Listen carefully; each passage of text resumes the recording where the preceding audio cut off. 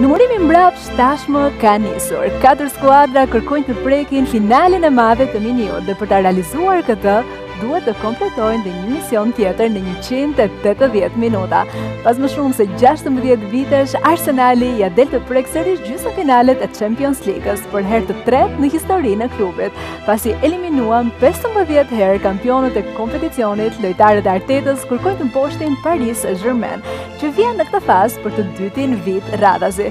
Përshëndetje miq të Tring, nga unë Eva Murati, ritakohemi në Studio Champions League, si gjithmonë me miqtë e mi, Lirim Zalla, Juli Shameti, avokat Envi Hicka dhe Erion Xhafa. Do të nisim me një herë diskutimin me të ftuarit tan për këtë përballje shumë interesante të mbrëmjes së sotme. Në fakt, Paris Saint-Germain nuk udhton për herë të parë në veri të Londrës, pasi skuadrat u përballën edhe në tetorin që lan pasë në takimin e vlefshëm për fazën e ligës, me Arsenalin që do të fitonte 2-0 ndaj skuadrës së Paris Saint-Germain.